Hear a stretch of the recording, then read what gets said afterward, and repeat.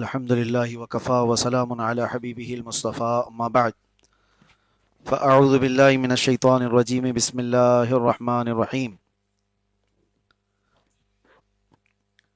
لا تحسبن الله غافلا عما يعمل الظالمون إنما يؤخرهم ليوم تشخص فيه الأبصار صدق الله مولانا العظيم درود پاک کا ہدیہ پیش کریں اللهم صل على سيدنا محمد وآله وصحبه وبارك وسلم صلاة دائمة سرمدا ابدا۔ کروڑ کروڑ شکر و احسان اس پروردگار عالم کا اور نبی رحمت صلی اللہ تعالی علیہ وسلم کا بے پایا احسان ہے کہ مجھے یقین نہیں ہوتا کہ پھر سے ہماری ذکر کی محفلیں اس جگہ پر سجی ہوئی ہیں جہاں کبھی کوئی کھنڈر ہوا کرتا۔ اس رب تبارک و تعالیٰ کی منشا ہے وہ جہاں سے چاہے اپنے حبیب پاک کا ذکر کروائے۔ اللہ کے ذکر کے لیے پوری روئے زمین بنائی گئی ہے، یہ اس کا فضل ہے، اس کا کرم ہے، وہ جہاں سے چاہے اپنا ذکر کروائے۔ چند سالوں پہلے شاید کسی کے سوچ میں بھی نہ ہو یا ہمارے وہم و گمان میں بھی نہ ہو، راستے سے گزرتے ہوئے کہ کبھی یہاں پر ذکر پاک کی محفلیں سجا کریں گی، کبھی یہاں پر قال اللہ اور قال الرسول کی صدائیں گونجا کریں گی، لیکن رب تبارک و تعالیٰ کا کرم ایسا ہے کہ اس کی تدبیریں ہم نہیں سمجھ پاتے ہیں۔ آج بھی جو سچویشن ہے دنیا میں، کوئی کچھ نہیں کہہ سکتا کہ کل کیا ہونے والا ہے۔ ہر صبح ایک نئی خبر آئے گی، جو دکھتا ہے وہ ہوتا نہیں ہے، اکثر ایسا ہوتا ہے، اور اسی کا نام ہمارا تقدیر پر ایمان رکھنا ہے کہ اللہ مسبب الاسباب، کارخانہ قدرت میں سوائے اس کی مرضی کے کچھ نہیں ہوتا۔ لاکھ ہزار انسان اپنے اپنے اعتبار سے پہاڑ بنا لیں، مولا کو اگر چاہے تو وہ پل بھر میں ریزہ بن جائیں گے، اور کبھی بہت چھوٹا سا ذرہ آسمان کا تارا بن جاتا ہے، اور کبھی بڑے بڑے بادشاہ فقیر بن جاتے ہیں۔ یہ سارے دنیا کا نظام ہے اور دستور ہے۔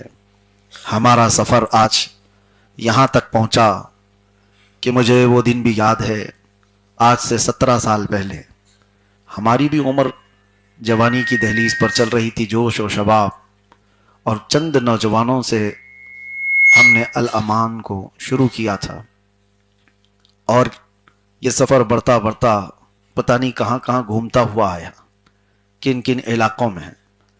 الامان ہبلی شہر کرناٹک سے اور کئی شہروں میں ہوتے ہوئے یہاں تک پہنچا، اور یہ ایک نام ایسا ہے جس کی وجہ سے کئی لوگ چپکلش کے شکار بھی ہوئے۔ اسی بنیاد پر کئی لوگوں میں دراڑیں بھی پڑی، ہمارے متعلق کئی سازشیں، کئی منصوبے بنے، صرف اس بنیاد پر کہ ہم نوجوانوں کی ایک تنظیم کھڑی کرنا چاہتے ہیں۔ تنظیم سے مراد کوئی جنگجو تنظیم تو نہیں تھی، کوئی دہشت گرد اور ٹیررسٹ تنظیم تو نہیں تھی۔ تنظیم کا مطلب صرف اتنا تھا کہ وہ بھولے بھٹکے نوجوان جو بہت دور جا چکے اللہ اس کے رسول سے، خالص میرا اتنا ہی مقصد تھا کہ وہ اتنا قریب آ جائیں کہ ان کی آنکھوں میں مدینہ نظر آئے، ان کی طرف میرے آقا کے لیے بڑھ جائے، اور الحمدللہ رب تبارک و تعالیٰ نے وہ اثر عطا فرمایا، میری زبان پر نہیں یا میری وجہ سے نہیں۔ شاید بندہ کبھی اخلاص سے اور نیت کر لے تو اللہ تبارک و تعالیٰ پتھروں کو بھی موم بنا دیتا ہے۔ یہ وہ علاقہ تھا جہاں پر مجھے لایا گیا تھا ولی بنا کر، پھر چند دنوں کے بعد شیطان بھی بنایا گیا۔ حالات کئی مراحل سے گزرتے ہوئے ہم نے یہ سب چیزیں دیکھی۔ آج میں جس جگہ پر بیٹھا ہوں، اس جگہ پر ہمارے اسلاف، ہمارے اکابر سب گزر کر کے گئے ہیں۔ جگہ کا مطلب یہ کرسی اور یہ ٹیبل نہیں، جس مقام پر ہم آئے، جو سٹرگل کرتے ہوئے آئے، یہ دنیا کا میں پہلا مولوی نہیں ہوں۔ اس راستے سے بڑے بڑے علماء گزارے گئے، ہم نے کتنے اپنوں کا چھوٹنا دیکھا، کتنے غیروں کا جڑنا بھی دیکھا۔ کئی لوگ مزاج پرسی کرنے والے پھر ہمارے جان کے دشمن بھی بنے، اور کئی وہ لوگ جن کا کبھی ہمارا کوئی واسطہ ہی نہ رہا لیکن وہ ہماری جان کے محافظ بنے ہیں۔ یہ اللہ تبارک و تعالیٰ کی کارخانے قدرت میں ایک بہت عجیب طریقے کی پرمپرا ہے، دستور ہے. تمہاری حفاظت وہاں سے ہوتی ہے جہاں تمہارا گمان بھی نہیں جاتا، اور جن پر تم آس لگائے بیٹھے ہوتے ہو وہ جانی دشمن بھی بن جاتے ہیں. اکثر یہ حالات ہم کو دیکھنے کو ملے.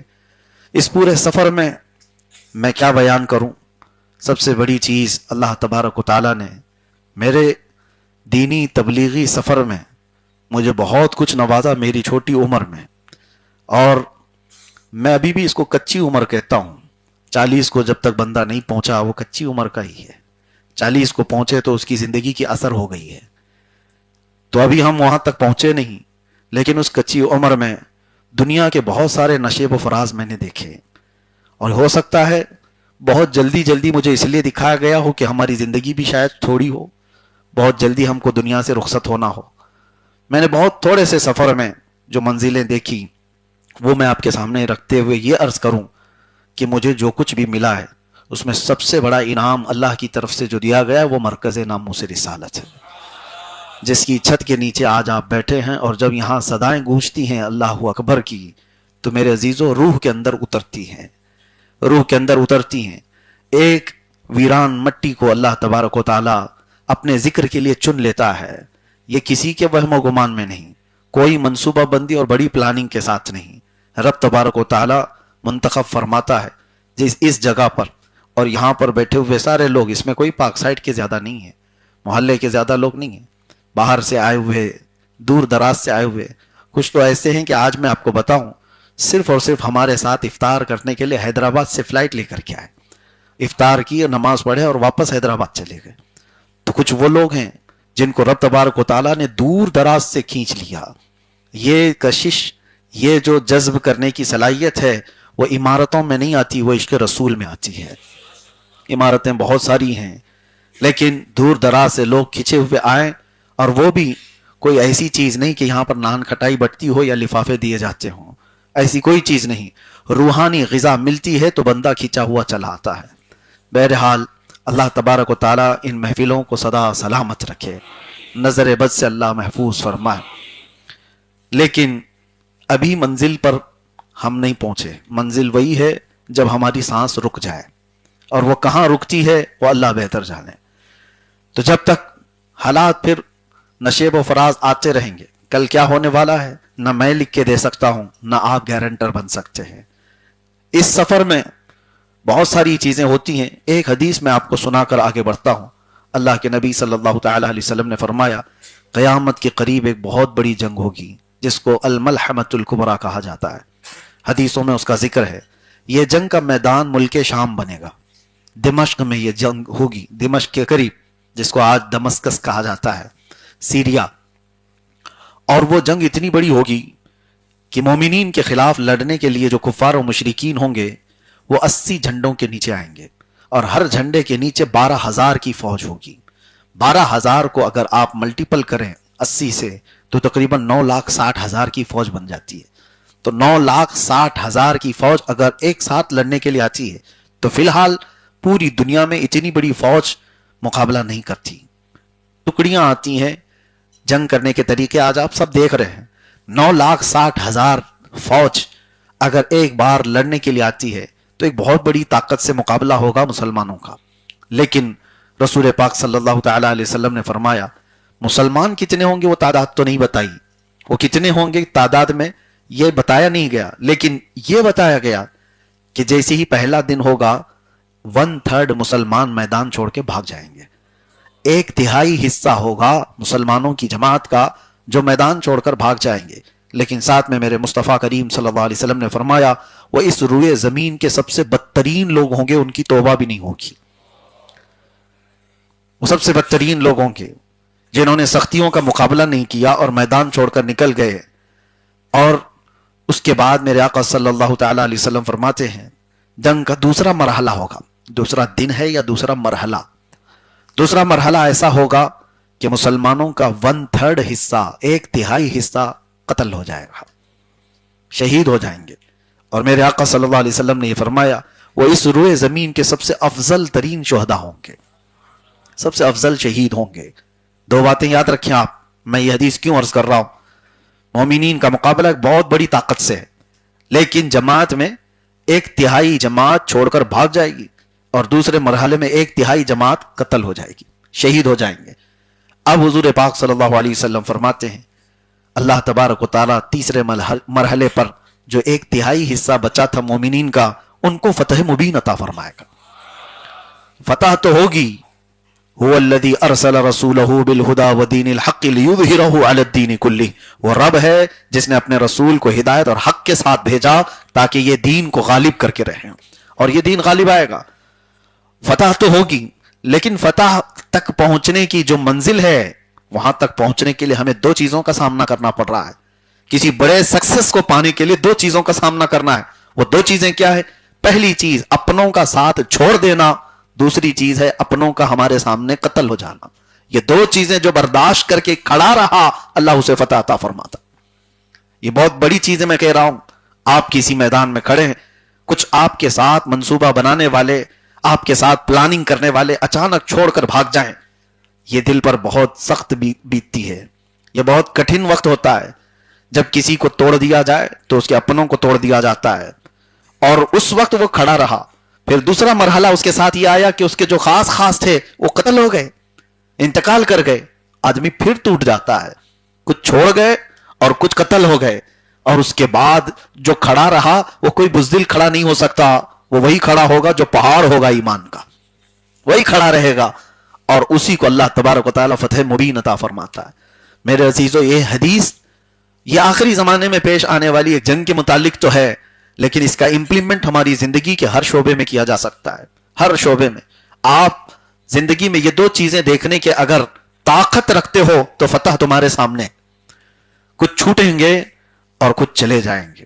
ہمارے ساتھ یہ ساری چیزیں ہوئی۔ ہم نے یہ مرحلوں میں بہت سارے لوگوں کو چھوٹتے ہوئے دیکھا اور بہت سارے لوگوں کو ٹوٹتے ہوئے دیکھا، اور ساتھ ہی کچھ لوگوں کو دنیا سے جاتے ہوئے دیکھا۔ جو چھوٹ گئے یا چلے گئے اللہ ان کا مالک، لیکن جو ہمارے ساتھ سفر میں رہتے رہتے وہ انتقال کر گئے، آج ان کے لیے میں دعا گو ہوں کہ اللہ تعالیٰ ان کی روح کو سکون عطا کرے۔ وہ ایسے لوگ تھے جو دامے درمے قدمے سخنے شانہ بشانہ ہمارے ساتھ کھڑے رہے۔ بسا اوقات مجھے جماعت میں وہ لوگ آج نظر نہیں آتے، وہ آج قبرستانوں میں سوئے ہوئے ہیں، جو میری محفل کے حاضر باش ہوتے تھے، ہماری ذکر کی محفلوں کی رونق بھی ہوا کرتے تھے۔ ہر گھڑی ہم سے پوچھا کرتے کہ کس وقت ذکر کی محفل ہے، اور پہلے آ کر بیٹھنے والے وہ آج قبرستانوں میں آرام فرما ہے۔ لیکن سچ بتاتا ہوں، تنہائی میں کبھی دعائیں کرتے ہیں تو ان لوگوں کی یاد آتی ہے، تو اللہ کی بارگاہ میں یوں عرض کرتا ہوں کہ مولا ہماری کوئی نیکی قبول ہے تیری بارگاہ میں تو یہ ان کے درمیان بھی تقسیم فرما دے، اس لیے کہ وہ سچے لوگ ہیں۔ میرے آقا صلی اللہ تعالی علیہ وسلم نے انصار کی یوں ہی فضیلت نہیں بیان فرمائی، مدینے کے انصار کی فضیلت حضور پاک صلی اللہ تعالی علیہ وسلم نے جتنی بیان فرمائی، آپ دیکھیں حدیثیں، حضور فرماتے ہیں ساری دنیا ایک طرف چلی جائے اور انصار مدینہ ایک میدان میں جائیں، حضور فرماتے ہیں اللہ کا رسول محمد انصار کے ساتھ جائے گا صلی اللہ تعالی علیہ وسلم۔ حضور فرماتے ہیں اگر ساری دنیا ایک وادی میں ہو اور انصار ایک وادی میں، تو رسول اللہ انصار کی وادی میں تمہیں نظر آئیں گے۔ حضور فرماتے اللہم ارحم الانصار و ابناء الانصار و ابناء ابناء الانصار۔ حضور نے یہ دعا فرمایا، اللہ انصار پر رحم فرما، ان کے بیٹوں پر رحم فرما، ان کے پوتوں پر رحم فرما۔ کیوں؟ انصار کے لیے حضور پاک صلی اللہ تعالی علیہ وسلم نے فرمایا وجہ یہ تھی کہ مکہ والے جس وقت پورے صحابہ کو گھروں سے نکال رہے تھے، انہیں مار رہے تھے، پیٹ رہے تھے، نبی آخر الزمان صلی اللہ تعالی علیہ وسلم پر سوشل بائیکاٹ کر کے رکھا تھا ان ظالموں نے، حضور نے پتے کھائے ہیں، چمڑے ابال کر کے کھائے ہیں۔ حضور پاک صلی اللہ تعالی علیہ وسلم کے ساتھ حضرت بلال حبشی فرماتے ہیں کہ اتنا حصہ ہمارے پاس موجود تھا جو صرف بغل میں چھپایا جا سکتا ہے کھانے کے لیے، اس کے علاوہ کچھ نہیں تھا، اور اس طرح کے 3 سال گزارے۔ ان حالات میں جانتے ہو پوری دنیا تماشے دیکھتی، بڑے بڑے لوگ بھی موجود تھے، لیکن مدینے کے انصار نے اپنے گھر کے دروازے کھول دیے تھے۔ جب نبی پاک صلی اللہ تعالی علیہ وسلم تشریف لائے اور ان کے صحابہ آئے تو مدینے میں کہیں بھی یہ بات نہیں آئی تھی کہ یہ لوگ گاؤں چھوڑ کر کے آئے ہوئے ہمارے ہاں ہیں۔ انصار نے تو وہ کام کر دکھایا تھا، اپنے دروازے ہی نہیں کھولے، بلکہ اپنی جائیداد، اپنے باغیچے، اپنی زمینیں سب ان مہاجرین بھائیوں کو بتا کر کے کہا اتنا اللہ نے مجھے دیا ہے، آج سے آدھا تمہارا آدھا میرا۔ یہاں سگے بھائیوں کو کوئی پراپرٹی نہیں دیتا، सगी बहनों का हक मार लेते हैं। वो मदीने के अंसार थे जो हिजरत करके आए हुए सहाबा को, एक सहाबी तो है अल्लाह अकबर हजरत अब्दुर्रहमान बिन औफ, मैंने फजर में सहाबा की सीरत में उनका जिक्र किया था। जब अल्लाह के रसूल सल्लल्लाहु तआला अलैहि वसल्लम ने उनको मदीने के एक अंसार का भाई बनाया, जो हिजरत करके आए थे, माइग्रेट करके आए थे मक्का से, उनको अंसार का भाई बनाया, एक एक सहाबी को एक एक का भाई। तो अब्दुर्रहमान बिन औफ को जिसका भाई बनाया, वो सहाबी इनको घर ले गए और बताने लगे मेरे इतने बगीचे हैं, मेरी इतनी दुकानें हैं, मेरी इतनी जमीनें हैं, ये सब में आधा आधा तुम्हारा, आधा आधा तुम्हारा। हत्ता कि वो बोलते बोलते यहां तक कहे मेरी 2 बीवियां हैं, एक को मैं तलाक दूंगा, इद्दत गुजारने के बाद उससे तुम निकाह करो।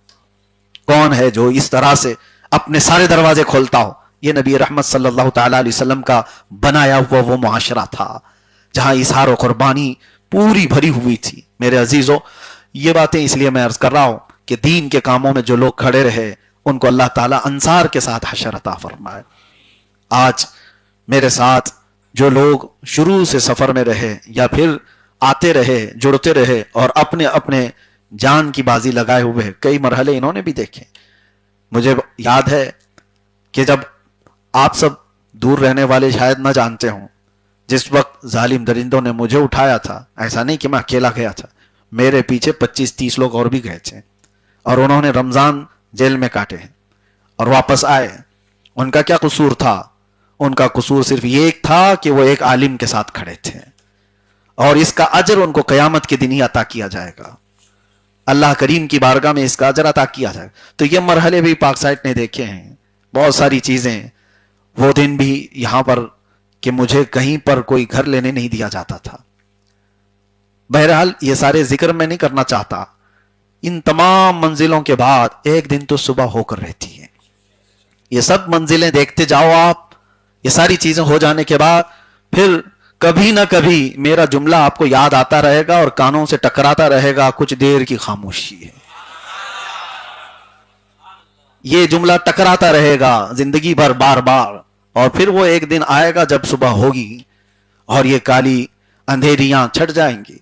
बहरहाल आज के हालात पर मैं आपको चंद बातें नसीहतन अर्ज कर दूं। कभी भी ये बात तारीख में है, मौजूद है। अल्लाह तबारक व तआला ने बहुत छोटी ताकतों से बड़े बड़े जालिमों का हश्र पूरा कर दिया, बुरा अंजाम किया। फिरौन को मारने के लिए बहुत बड़ी फौज नहीं आई थी, पानी से वो हिलाक हो गया। नमरूद के मुतालिक कहा जाता है एक लंगड़े मच्छर ने उसके दिमाग में घुसकर उसकी पूरी जान ले ली। और इसी तरह से जंगे बद्र में अबू जहल को बड़े बड़े पहलवानों ने नहीं मारा, 2 छोटे बच्चे मुआज और मुअव्विज रदी अल्लाह तआला अन्हुमा ने काम तमाम किया। बहुत सारी तारीखें ऐसी मौजूद हैं। और होता कब है ऐसे? कुरान की आयत मैंने आपको शुरू में ही पढ़ के सुनाई, ला तहसबन्नल्लाह गाफिलन अम्मा यअमलु ज़ालिमून। अल्लाह फरमाता है जुल्म करने वाले हरगिज ये गुमान मत करो कि अल्लाह बेखबर है, अल्लाह देख रहा है। आज पूरी दुनिया में जो हालात बने हुए हैं, खास तौर पर अमेरिका की दादागिरी, सुपर पावर होने का नशा, जो ये समझता है कि हर मुल्क में अपना आतंक फैला है, जो खुद आतंक फैलाता हो, दहशत फैलाता हो और पूरी दुनिया को वो अमन की डिग्री बांट रहा हो और पूरी दुनिया में टेररिज्म का सफाया करने की बात करता हो। एक ऐसी हिमाकत है, दुनिया दुगलेपन को महसूस नहीं कर पाती या फिर जानबूझकर खामोश रहती है। सबको पता है, सबको पता है निहत्ते बच्चों का कातिल कौन है, 70,000 लोगों को झटके में कत्ल कर देने वाले लोग कौन है। फिरौन के मुतालिक तो तारीख में है कि उसने अपनी कुर्सी हिलती हुई देखी, एक ख्वाब देखा था, उसने ख्वाब देखा था कि एक तारा टूट करके गिरा है, उसकी गोद में आ गया है। वो घबरा कर नजूमियों से ख्वाब की ताबीर पूछा कि इसके ख्वाब के माने क्या हो सकते हैं। तो नजूमियों ने बताया था कि बनी इसराइल में एक बच्चा पैदा होगा जो तेरी सल्तनत को हिला कर देगा। उसने बनी इसराइल से ऐसी नफरत शुरू कर दी थी कि एक साल में 12,000 बच्चों को कत्ल कर दिया था कि कहीं वो बच्चा पैदा ना हो जाए जो फिरौन की हुकूमत को हिला दे, तख्त को हिला दे। और उसके बाद साल भर जब बच्चों का कत्ल कत्ल कत्ल होता रहा, लड़कियों को छोड़ दिया जाता था। युज़ब्बिहूना अबनाअकुम व यस्तहय्यूना निसाअकुम, वो औरतों को, बच्चियों को छोड़ देते थे और लड़कों को मारते थे, कत्ल करते थे। किस वजह से? डर था हुकूमत को हिलाने वाला, तख्त को हिलाने वाला बच्चा पैदा ना हो जाए। लेकिन रब तबारक व तआला की जो तदबीर है, तुम्हारी تمام کوششیں ناکام ہو جائیں گی. بچہ پیدا بھی ہوا. وہ کون تھا بچہ؟ موسیٰ علیہ السلام. اور اللہ نے نظام ایسا بنایا کہ قتل ہو رہے تھے اس وقت بچے. موسیٰ علیہ السلام کی ماں کے دل میں اللہ نے یہ بات ڈالی کہ بچے کو صندوق میں رکھو اور پانی میں بہا دو. کون ماں کر سکتی ہے ایسے کہ اپنے آج کے پیدا ہوئے بچے کو دریا میں بہا دے؟ لیکن ان کی ماں کے دل کو اللہ نے مضبوط کر دیا. اور اس کے بعد وہ صندوق بہتے بہتے فرعون کے باغیچے میں ہی جا کر لگا. فرعون کو اولاد نہیں تھی. فرعون کی بیوی نے دیکھا بچے کو اٹھا لیا اور کہا عسیٰ ان نتخذہ ولدا، کیا ہی اچھا ہے کہ ہم اس کو بیٹا بنا لیں. فرعون نے کہا یہ کہاں سے تم بیٹا لے آئی؟ کہیں یہ بچہ تو ہلاک کرنے والا تو نہ بن جائے. بیوی نے کہا نہیں، یہ تو بہتا ہوا آیا ہے. وہ تم نے خواب جو دیکھا وہ بنی اسرائیل کے بچے کا ہے. یہ تو کہاں سے آیا کیا پتا، لیکن ہے تو خوبصورت. بچے کی پرورش فرعون کے گھر میں ہونے لگی. فرعون کے گھر میں اعلان بھی ہوا کہ ان کو کوئی دایا آئے اور دودھ پلائے. کمال قدرت تو دیکھو. موسیٰ علیہ السلام 2 دن کے بچے ہیں لیکن دودھ کسی کا نہیں پیتے تھے. ان کی بہن وہاں کھڑی تھی. اس نے کہا ایک دایا کو میں جانتی ہوں، اس کا دودھ ہر بچہ پی لیتا ہے. کہا گیا کہ ٹھیک ہے لے آؤ، ہم جو وہ قیمت بولے گی ہم اس کو قیمت دیں گے دودھ پلانے کے لیے. شاہی گھرانے کے بچے کو دودھ پلانا ہے. موسیٰ علیہ السلام کی بہن سیدھے جا کر اپنی ماں کو لے آئی. کہا کہ یہ دایا ہے اور اس کا دودھ بچے پیتے ہیں. تو اس ماں کے گود میں جب بچے کو دیا گیا، موسیٰ علیہ السلام اپنی ہی ماں کے سینے سے دودھ پینے لگے. نظام قدرت دیکھو رب تعالیٰ کا. ان کی ہی ماں سے دودھ پلوایا جا رہا ہے، پلس اجرت بھی دی جا رہی ہے. بچے کو پالنے اور بچے کو دودھ پلانے کی اجرت بھی. اور پالا کہاں جا رہا ہے؟ وہی فرعون کے محل کے چھت کے نیچے. میرے عزیزو، یہ کارخانہ قدرت کے جو معاملات ہیں تمہاری سمجھ سے بھی بالاتر ہیں. وہی بچہ تھا جس کا خوف فرعون کو تھا. اور پھر موسیٰ علیہ السلام جوان ہوئے تب پھر اس کے مقابل میں آ کر کھڑے ہوئے اور اسے اعلان کیا کہ جھک جاؤ اس رب کی بارگاہ میں. تم اپنے رب ہونے کا اعلان کرتے ہو. پھر جو معاملات ہوئے اخیر میں جا کر فرعون کو ایک سمندر کے پانی میں غرق کر دیا گیا. موسیٰ علیہ السلام کو اس فرعونی لشکر سے نجات دی گئی، فتح مبین عطا فرمائی گئی 10 محرم کو. اب میں تاریخ کے اس حصے سے آپ کو یہ بتانا چاہتا ہوں، ظالم جتنے بھی منصوبے بنا لے، جتنے بھی پلان بنا لے، لوگوں کو ڈر سنانے کے لیے آج دنیا میں کیا کیا کہا جاتا ہے مسلمانوں کو نروس کرنے کے لیے. تم کچھ نہیں کر سکتے، ہاتھ بھی نہیں ہلا سکتے، تم کہیں سے کچھ بول بھی نہیں سکتے. ہم وہ طاقت والے لوگ ہیں، ہمارے پاس آئرن ڈوم ہے، ہمارے پاس تھاٹ ہے، ہمارے پاس فلاں ہے. سب کی واٹ لگائی ہے تھاٹ کی. یہ تو دنیا دیکھ رہی ہے. اور میں جنگوں کے حالات پر زیادہ گفتگو نہ کرتے ہوئے صرف یہ بات بتانا چاہتا ہوں، ہم کسی کے پکش یا اپکش میں بات کرنے کی بات نہیں کہہ رہے ہیں. ایک بات یاد رکھو، کسی پر اتنا ظلم نہ کرو، اتنا ظلم نہ کرو کہ جب وہ مظلوم کھڑا ہو جائے تو تمہارے پاؤں ہلنے لگ جائیں گے. اکثر ایسا ہوا ہے. ایک بات یاد رکھو، امریکہ اور اس کے ہم نواؤں کا ظلم بہت ہو چکا ہے، بہت ہو چکا ہے. کیا ایسا نہیں ہوگا کہ کسی بچے کی آہ رب العزت کی بارگاہ میں نہیں پہنچی ہوگی؟ کیا ان ماؤں کی چیخیں نہیں پہنچتی ہیں جن کے گودوں کو اجاڑ دیا گیا ہے؟ کئی ایسے بچے ہیں قبرستانوں میں وہ جاتے ہیں، عید کے دن اپنے باپ کا نام لے کر پکار رہے ہوتے ہیں، سرانے پر بیٹھ کر اپنے باپ سے بات کر رہے ہوتے ہیں. یہ وہ بچے ہیں جن کو ابھی ماں باپ کا پیار صحیح طریقے سے ملا نہیں تھا کہ ظالموں نے ان سے چھین لیا. کتنے بچے وہ ہیں جن کے سامنے ان کی ماؤں کو تڑپا کر کے مار دیا گیا. میں کبھی کبھار سوچتا ہوں جس کے دل میں تھوڑا بہت بھی رحم ہو وہ جانور کے بچے کو بھی ماں سے دور نہیں کرتا. آپ کے اندر رحم ہو تو آپ کسی جانور کے بچے کو پھینک دو اور اس کی ماں کو مار دو. کیا آپ کا دل گوارا کرے کہ ابھی یہ دودھ پیتا بچہ ہے، اس کو ماں کی ضرورت ہے؟ لیکن آج دنیا کے ایسے ظالم ترین لوگوں کو آپ دیکھ رہے ہیں جس نے فرعون سے بھی زیادہ قتل کیے ہیں. فرعون نے 12,000 بچوں کا قتل کیا تھا اور آج آنکڑا 70,000 کو پہنچا ہوا ہے.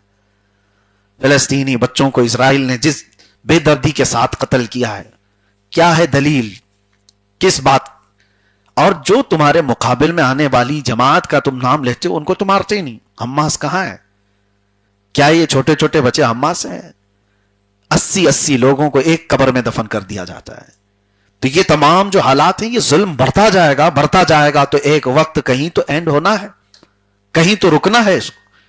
اور جب جب ظالم نے مظلوم کو ہلکے میں لیا، اللہ تبارک و تعالیٰ پوری ان کی طاقت کے نشے کو مٹی میں ملا دیتا ہے. اور ان قریب آپ دیکھنا زمانہ وہ انجام بھی دکھائے گا. اس سے پہلے بھی بڑے بڑے دادے آ کے گئے ہیں، بہت بڑے بڑے طاقتور سورما آ کر کے گئے، ان کی تاریخ میں آج کوئی بھی نشان باقی نہیں ہے. یونان و مصر و روما سب مٹ گئے جہاں سے، باقی مگر ہے اب تک نام و نشاں ہمارا. ہاں، اسلام اگر کھڑا ہے تو عدل کے لیے کھڑا ہے. اسلام ظلم کا کبھی ساتھ نہیں دیتا.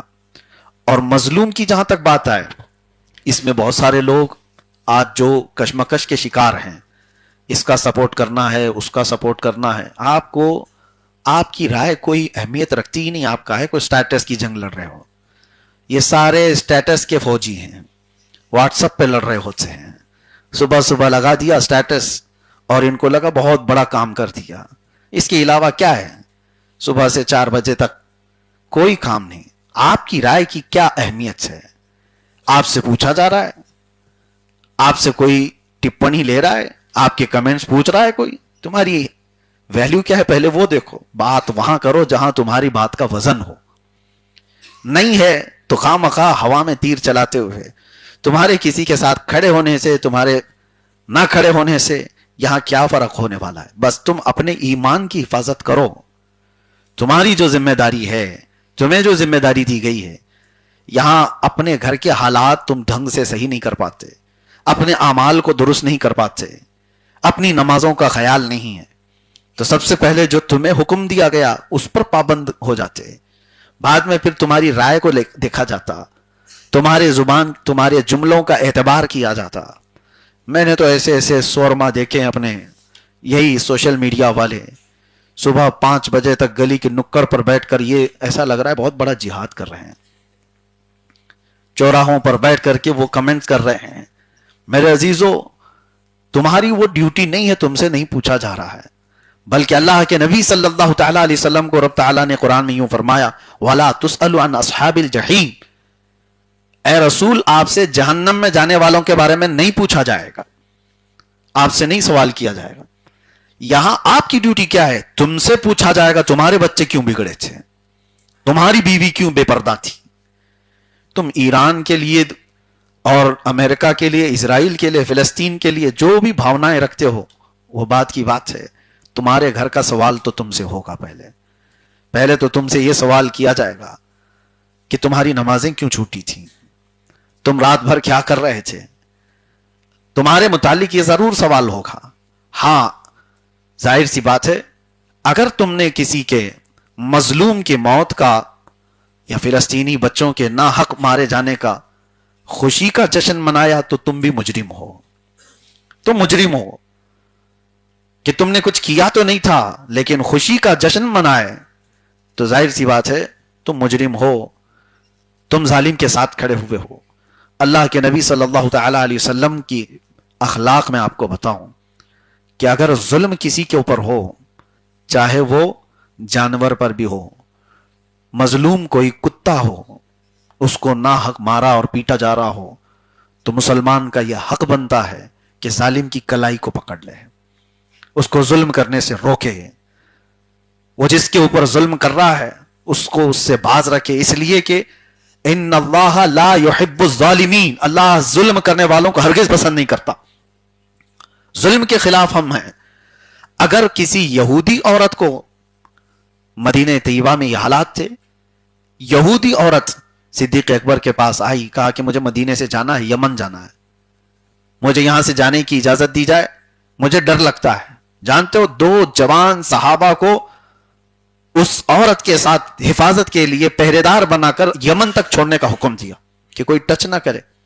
یہ نہیں کہ یہ مسلمان ہے کہ نہیں ہے، یہودی عورت ہے لیکن اسلامی حکومت کے تحت رہنے والی، اس کی عزت کی حفاظت ہوگی. 2 نوجوانوں نے یمن تک اس خاتون کو چھوڑا. جانتے ہو وہ عورت یمن پہنچنے کے بعد اپنے یہودی قبیلوں کو بلاتی اور کہتی ہے میں تو ڈر گئی تھی کہ یہ 2 نوجوان راستے میں میری کہیں عزت نہ لوٹ لیں، لیکن قسم خدا کی پورے سفر میں انہوں نے چہرہ اٹھا کر مجھے دیکھا تک نہیں، آنکھ اٹھا کر دیکھا نہیں. اور میں یہ اعلان کرتی ہوں کہ یمن میں میں نہیں رہنا چاہتی، واپس میں مدینے جانا چاہتی ہوں، جہاں کے نوجوان عورتوں کی عزت کے محافظ ہیں۔ وہ کون تھی عورت؟ یہودی عورت تھی۔ اسلام نے ناحق کسی کو ظلم کرنے کی اجازت نہیں دی ہے، اور جو ظلم ہو رہا ہے وہ اللہ تبارک و تعالی علیم و خبیر ہے، ان ظالموں کے کاموں سے وہ بے خبر نہیں ہے۔ دیکھنا قرآن میں اللہ یہ بھی فرماتا ہے سَيَعْلَمُ الَّذِينَ ظَلَمُوا أَيَّ مُنْقَلَبٍ يَنْقَلِبُونَ، ان قریب ظلم کرنے والے یہ دیکھ لیں گے کہ کس کھائی میں ان کو گرایا جائے گا، وہ کس کھائی میں گرنے والے ہیں۔ خبریں مسلسل آتی رہیں، یہ جھوٹے دجال میڈیا کی خبروں پر یقین بھی مت کرو، جس کی جلی ہوئی ہے پوری تمام تر فوج اور حالات، وہ کبھی نہیں بتاتا، کیونکہ میڈیا پر کنٹرول، خبروں پر کنٹرول، ساری چیزوں پر کنٹرول۔ لیکن کب تک کرو گے؟ رب تبارک و تعالیٰ کے نظام پر تو کنٹرول نہیں کر سکتے، اس کے موت و حیات پر کنٹرول نہیں کر سکتے، اور کہاں سے کہاں کیسے کیسی چیزیں آئیں گی یہ آپ دیکھنا۔ دنیا ہمیشہ حیرت انگیز چیزوں کو دیکھتی آئی ہے، کل کو یہ باتیں خبر میں آئیں گی، کل کا مطلب صبح ہی نہیں، آنے والے دور میں بچے اور آپ سب لوگ ایک خبر دیکھیں گے کہ ایک بہت چھوٹی طاقت جس کو 20-25 سال سے توڑ کے رکھا گیا تھا، اس نے بہت بڑے سورما کو گھٹنے پر لا دیا۔ یہ چیزیں نہیں ہیں، یہ دستور کے حساب سے چلی آ رہی ہیں۔ ابراہ بادشاہ بہت بڑے ہاتھیوں کا فوج لے کر آیا تھا، اور مقابلہ کرنے کے لیے مکہ والے بھی کھڑے نہیں ہو پا رہے تھے۔ خانہ کعبہ کو ڈھانے کے لیے آ گیا تھا کہ ختم کرنا ہے، کعبہ کو ہی مٹانا ہے، ہاتھیوں کو لے کر کے آیا تھا۔ رب تبارک و تعالیٰ نے کیا بھیجا؟ الم تر کیف فعل ربک باصحاب الفیل الم یجعل کیدہم فی تضلیل۔ یہ پوری سورہ ہے، اللہ فرماتا ہے اے محبوب کیا آپ نے نہیں دیکھا ہاتھی والوں کے ساتھ اللہ نے کیا کام کیا، کیسے معاملہ فرمایا؟ الم یجعل کیدہم فی تضلیل، کیا ان کے منصوبوں کو اللہ نے ختم نہیں فرمایا؟ وہ اپنے بنائے ہوئے منصوبوں میں پھنس جائیں گے۔ اور اللہ تعالیٰ فرماتا ہے وَأَرْسَلَ عَلَيْهِمْ طَيْرًا أَبَابِيلَ، ان پر ابابیل چڑیوں کی جھنڈ کو بھیج دیا، تَرْمِيهِمْ بِحِجَارَةٍ مِّن سِجِّيلٍ، ان کو وہ نوکیلے پتھروں سے مارتی تھی۔ آج یقین ہوگا ابابیل چڑیا ختم نہیں ہوئی، آج بھی ہے، چھوٹی چھوٹی سی چڑیا، اور وہ جلدی بیٹھتی نہیں ہے، اس کی عادت یہ ہے کہ اڑتی رہتی ہے، وہ اپنا اکثر حصہ ہوا میں ہی گزارتی ہے۔ اس چھوٹی سی چڑیا کو اگر تم ہاتھ میں لے کر مسل دو گے نا تو ختم ہی ہو جائے گی، لیکن قرآن یہ کہہ رہا ہے وہ چھوٹے نوکیلے پتھروں سے ہاتھیوں پر بمباری کرتی تھی، مارتی تھی، اور جیسی ہی وہ پتھر گرے تو ہوا کیا؟ ارے کہیں کسی ہاتھی کی چمڑی کو لگا ہو، کان کو لگا ہو، نہیں، اللہ فرماتا ہے فَجَعَلَهُمْ كَعَصْفٍ مَأْكُولٍ، وہ تو چڑیوں نے ایسا مارا جیسے بھنی ہوئی مرغی کو چھیل کے رکھ دیا گیا۔ مرغی کھانے کے بعد آدمی کیسے اس کی ہڈیاں بکھر جاتی ہیں، گوشت نکلا ہوا، ہڈیاں نکلی ہوں، پر نکلے ہوئے، اس کو کہتے ہیں کھائی ہوئی مرغی کی طرح کر دیا تھا ہاتھیوں کو۔ اور کس نے کیا تھا؟ ابابیل نے، چھوٹی سی چڑیوں نے۔ تو یہ نظام قدرت ہے، بہت بڑی طاقت کے مقابلے میں بہت بڑی طاقت کو ہونا بھی ضروری نہیں ہے، اور اسلامی طاقت، اسلامی تاریخ تو اس سے بھری ہوئی ہے۔ کبھی بھی آپ اٹھا کر دیکھیں، بدر میں میدان میں آنے والے کفار نے بہت ہلکے میں لیا تھا۔ نبی پاک صلی اللہ تعالی علیہ وسلم کے ساتھ جو صحابہ آئے تھے، ارے 4 گھوڑے تھے 313 لوگوں کے پاس، اور پیروں میں چپل اکثر کے نہیں ہے، ناخن اکھڑ گئے ہیں، اور تیر و تلوار لوگوں کے پاس نہیں۔ حضرت عکاشہ ایک صحابی کہتے ہیں کچھ بھی نہیں لے کر آیا تھا، حضور سے عرض کیا کہ جنگ میں اتراؤں، حضور نے فرمایا کوئی لکڑی اٹھا لو۔ وہ کہتے ہیں میں لکڑی اٹھا کر لایا، حضور نے اس پر مسا کر کے دیا، وہ تلوار سے زیادہ کام کرتی تھی، اور وہ لکڑی ختم نہیں ہوئی، انہوں نے اپنے پاس زندگی بھر رکھا، اور دور صدیق اکبر میں بھی تھی، دور فاروق اعظم میں بھی تھی، جس لکڑی سے انہوں نے جنگ بدر لڑی تھی۔ اور حضرت سہیل بن ثابت ایک صحابی کہتے ہیں کچھ کے پاس تلواریں تھی جس سے سبزی بھی نہیں کٹتی تھی، لیکن قرآن میں اللہ فرما رہا ہے اس واقعے کو ذکر کرتے ہوئے، صحابہ کہتے ہیں ہم کسی کے سامنے مقابلے کے لیے گئے ہوتے، تلوار ہماری اٹھی ہوتی ہے لیکن گردن اس کی پہلے سے گری ہوئی تھی، یہ کیسے؟ رب فرماتا وما رمیت اذ رمیت ولکن اللہ رما، جب تم تیر پھینک رہے تھے، اللہ فرما رہا ہے تم نے نہیں پھینکا، اللہ نے پھینکا ہے۔ فلم تقتلوہم ولکن اللہ قتلہم، تم نے انہیں نہیں قتل کیا، اللہ نے انہیں قتل کیا ہے۔ ان کے کاموں کو رب تبارک و تعالیٰ اپنا کام فرما رہا ہے۔ جب مشیت ازدی کو جلال آتا ہے تو بہت چھوٹی طاقتوں سے اللہ تعالیٰ بڑے بڑوں کے نشوں کو ختم کرتا ہے. ایک رات پہلے بدر کے میدان میں ڈھول تاشے بج رہے تھے اور وہاں پر گوشت بھنا جا رہا تھا کل کی جشن منانے کے لیے. جیسے یہاں پارٹیاں پہلے سے لڈو بنا لیتی ہیں کہ کل تو جیتنا ہے, اور پورے لڈو بنا کر پہلے سے رکھتے ہیں. بدر میں آئے ہوئے کافر پہلے سے بنائے ہوئے تھے اور رات بھر ناچ رہے تھے. یہ 313, ہم تو 1000 کی تعداد, ہاتھی گھوڑے بھی ہمارے پاس, تلوار ہتھیار بھی ہمارے پاس, سارا ساز و سامان ہمارے پاس. لیکن دوسری شام کو پتا چلا 70 مارے گئے اور 70 قیدی بنائے گئے اور باقی جان بچا کر بھاگے. اور 70 جو مارے گئے ان میں کوئی چھوٹا موٹا بھی نہیں تھا. وقت کا دجال ابو جہل بھی مرا ہوا تھا, اتبا بھی مرا ہوا تھا, شیبہ بھی مرا ہوا تھا, بڑے بڑے لوگ مارے گئے تھے. تو یہ بدر کی تاریخ تھی. اور اللہ کے نبی صلی اللہ تعالی علیہ وسلم کی اس تاریخ میں, اسلامی تاریخ میں ایک شوشہ بھی آپ کو ایسا نہیں ملے گا جہاں بہت بڑی تعداد نے چھوٹے سے لوگوں پر حملہ کیا ہو. نہیں, ہمیشہ سے تاریخ میں ایک ہی چیز دکھتی آئی کہ دنیا بڑی بڑی طاقتیں لے کر کے گئی. حیرت ہوتی ہے, بڑی طاقتیں اور مقابلے کے اعتبار سے صلاح الدین ایوبی کو یاد کرو.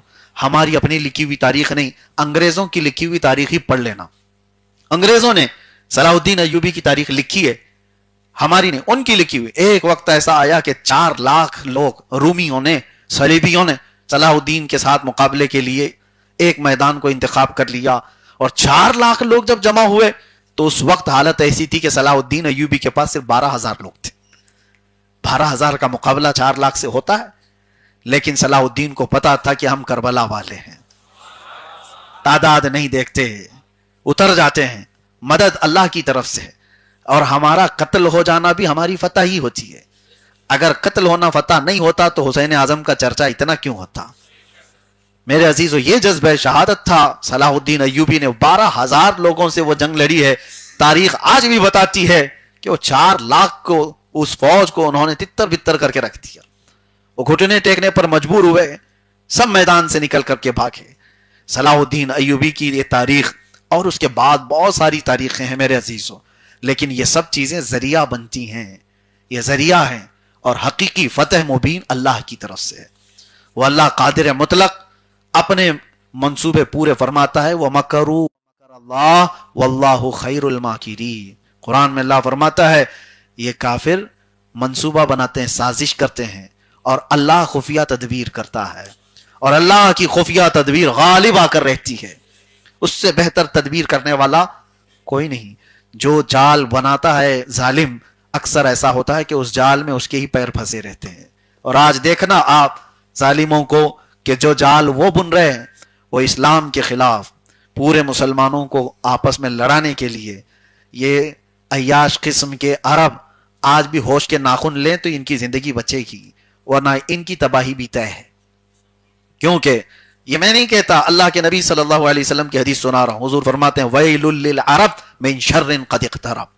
یہ عربوں کے لیے تباہی ہے. حضور نے فرمایا عربوں کے لیے بربادی ہے ان قریب, ایک ایسی برائی جس کے یہ قریب ہو رہے ہیں. وہ کون سی برائی ہے؟ من شر قد اقترب. حضور نے فرمایا ایک ایسی برائی جو عربوں کے قریب آ رہی ہے, جس سے یہ بہت قریب ہو رہے ہیں. وہ قریب ہونے والی سب سے بڑی برائی جانتے ہو کیا ہے؟ یہ شرک اور کفر میں مبتلا ہوں گے, اور ہو رہے ہیں. آپ جا کر کے دیکھیں گے, تحقیق کریں گے تو پتہ چلے گا. ایسے ایسے بنا مسلمان بزدلوں کو پیدا کیا جا رہا ہے جو نئے نئے شوشے چھوڑنے جا رہے ہیں.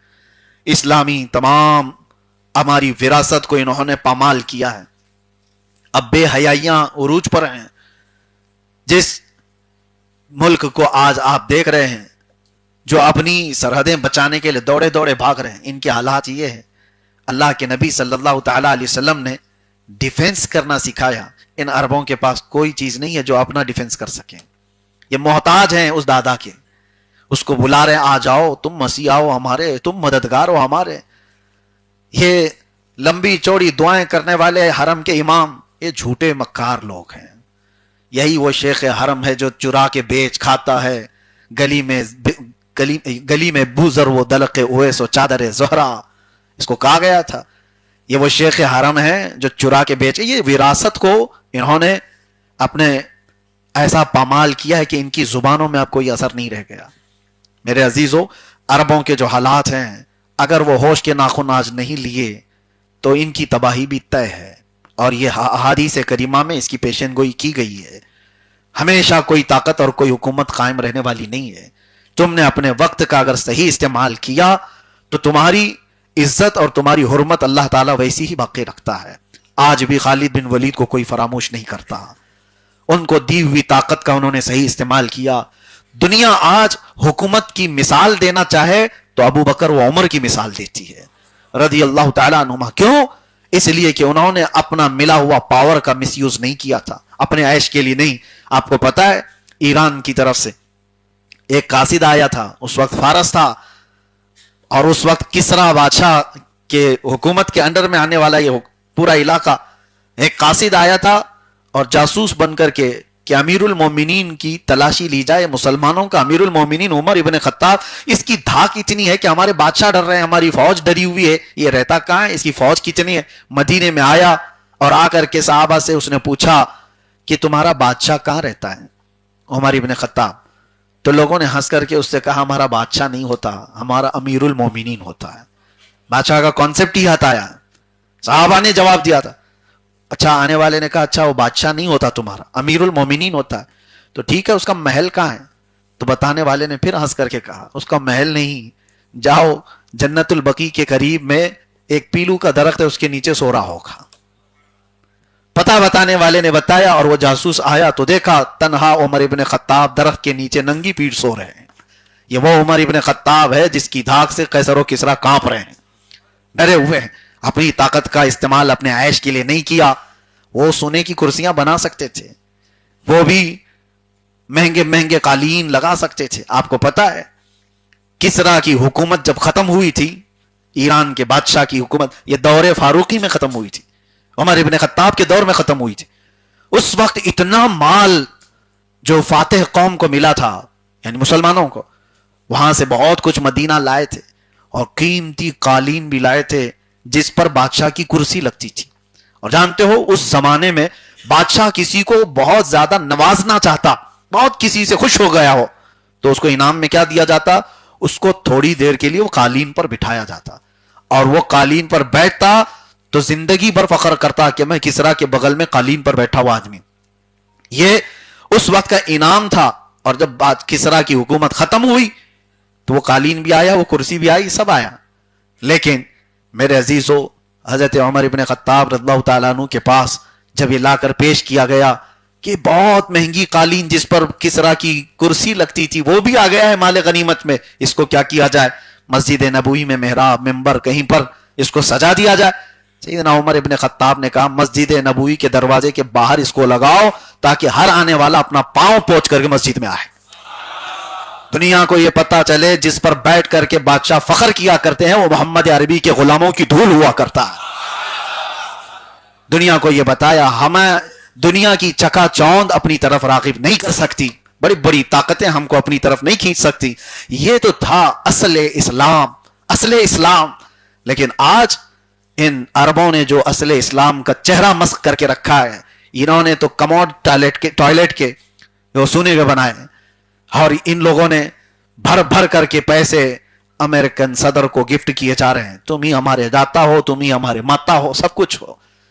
اور پھر ظاہر سی بات ہے, ایک بات دیکھ لینا, جس نے ایسے ظالم کتے کی مدد کی ہے, وقت آتا ہے کہ ایک عربی میں مشہور مقولہ ہے کہ قتل الثور الابیض یوم قتل الثور الابیض, قتل الثور الاحمر یوم قتل الثور الابیض. ایک کہا جاتا ہے ایک لال بیل تھا اور ایک سفید بیل تھا, دونوں کی بڑی گہری دوستی تھی, اور دوستی ایسی تھی کہ ان کی دھاک بیٹھی ہوئی تھی جنگل میں, دونوں کا اتحاد تھا.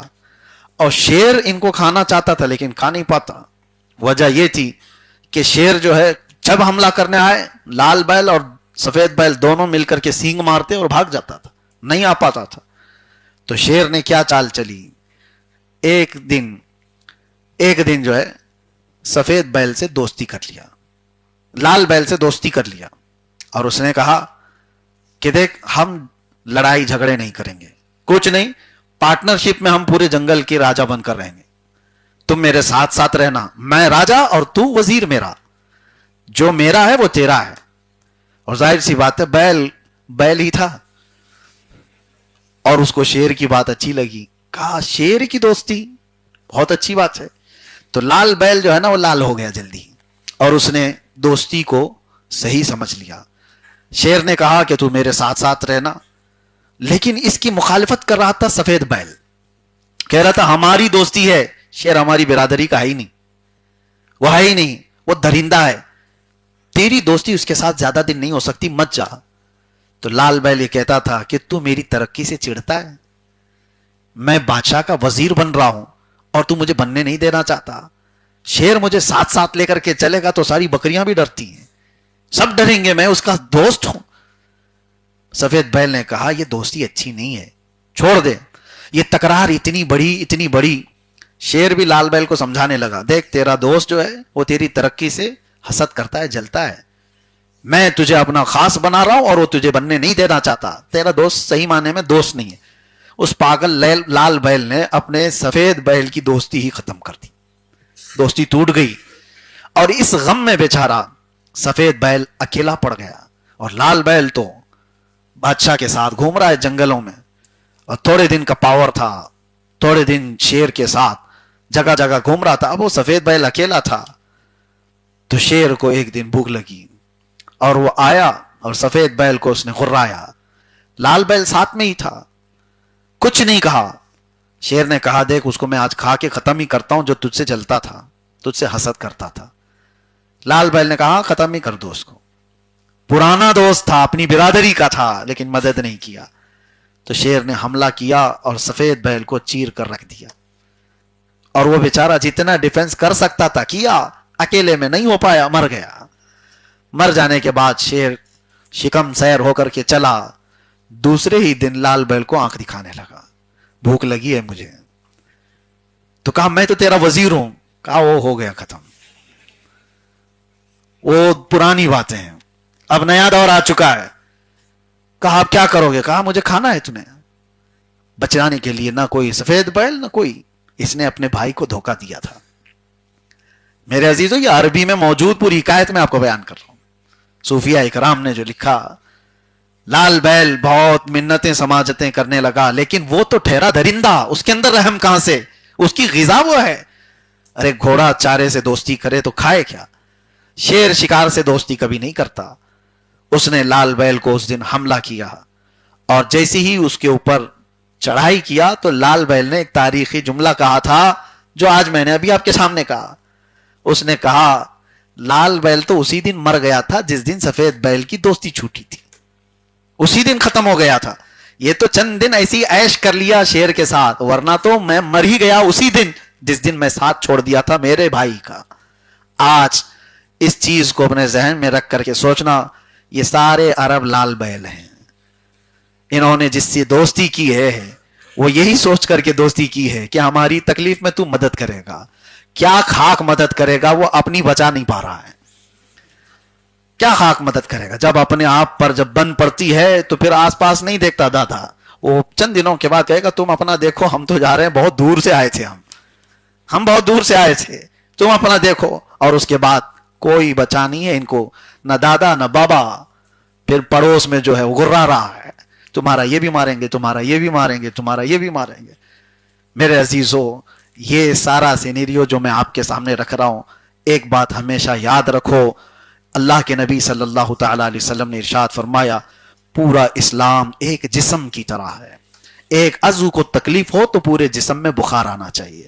ان ظالم عربوں نے فلسطینیوں کے قتل پر خاموش تماشائی بنے دیکھتے رہے. کبھی کوئی ایک جملہ سننے کو ملا آپ کو؟ کبھی کوئی جملہ سننے کو ملا؟ یہ وہ عیاش لوگ ہیں. آپ کو میں بتاؤں, لندن میں بندروں کا گھر بند ہونے جا رہا تھا کیونکہ وہاں کی میونسپلٹی وہ خرچہ برداشت نہیں کر پا رہی تھی زو کا. اور ایک عرب شہزادہ گیا اور پورے پیسے دے کر کہا میں اس کو چلاؤں گا, بند مت کرو. عجائب گھر ہے, بندروں کا گھر ہے. ہر ایک کو اپنی برادری سے محبت ہوتی ہے. اور یہ 90 لاکھ کا 1 کروڑ پاؤنڈ کا ایک ایک گھوڑا خرید کر کے لاتے ہیں, گھوڑے خرید کر کے لاتے ہیں. تماشا ہے, پورے عرب کو انہوں نے نمائش کا اڈا بنایا ہوا ہے.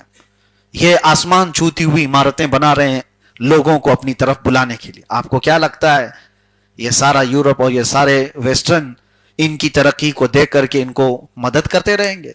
یہ سارے خطے میں جو انہوں نے آگ لگائی ہے یہ دیدہ و دانستہ ہے. یہ پوری طرح سے پری پلانڈ ہے کہ جنگ جب چھڑے گی تو تمہارے اکنومی پر بھی آئے گی، اور تم جو آج عرب لوگ بڑے بڑے بادشاہ بڑے بڑے عیاش نظر آتے ہو، ساری دنیا کی بڑی عمارتیں تمہارے پاس، ارے دنیا کو کھیلنے کی جگہ بھی یہی دیتے ہیں، پورے ورلڈ کپ کروانا ہے تو ان کے اندر کریز ہے، ان کے ہاں دیوانہ پن ہے، ایک دوسرے کو یہ لوگ سبقت لے جا رہے ہیں۔ یہ وہ عرب تھا جہاں کبھی قرآن کے علم پر کمپٹیشن ہوا کرتا تھا، حدیث پر کس کی گہری نظر ہے اس پر مقابلہ آرائی ہوتی تھی، اور آج ہے کہ فٹ بال پر اور دوسرے کھیلوں پر یہاں مقابلہ آرائی ہو رہی ہے۔ ان عربوں کے ہاتھوں سے سب کچھ چھین لیا گیا، ان کو آئی فون پکڑا دیا گیا ہے، اور اس کے علاوہ عیش کی زندگی دے کر انہیں خاموش کر دیا گیا۔ اس کی وجہ سے یہ زیادہ دن تک عیش و عشرت کی زندگیاں چلتی نہیں ہیں۔ آپ ان تمام حالات سے سبق لو، اور یہ آپ کے لیے یہاں اسٹیٹس کی جنگ نہیں لڑنا ہے، یہ واٹس اپ اسٹیٹس پر آپ جنگ مت لڑو، آپ ان تمام حالات سے درس لو کہ اللہ قرآن میں فرماتا ہے اللہ اس قوم کو اس وقت تک نہیں بدلتا جب تک وہ قوم خود اپنی حالت نہیں بدلتی۔ ہمیں بدلنے کا وقت ہے۔ جو بچے آج راستہ بھٹکے ہوئے ہیں انہی کے لیے یہ محفلیں ہیں۔ اللہ تبارک و تعالی آپ سب کو اصلاح حال عطا فرمائے، مجھے بھی اللہ تبارک و تعالی اصلاح حال عطا فرمائے اور استقامت علی الدین عطا فرمائے۔ اللہ کریم ہر طرح کے برے آفات و بلیات سے ہماری حفاظت فرمائے۔ اللہ ظالموں کو کیفر کردار تک پہنچائے اور مظلوموں کی اللہ تعالیٰ غیب سے مدد فرمائے۔ رب تعالیٰ اگر آج کی یہ شب لیلۃ القدر ہے تو مولا بغیر بخشے ہوئے ہم کو اس چھت سے باہر نہ فرما، ہم سب کا بھی شمار جہنم سے آزاد ہونے والوں میں فرما۔ وصلی اللہ تعالی علی خیر خلقہ محمد وآلہ وصحبہ اجمعین برحمتک یا ارحم الراحمین۔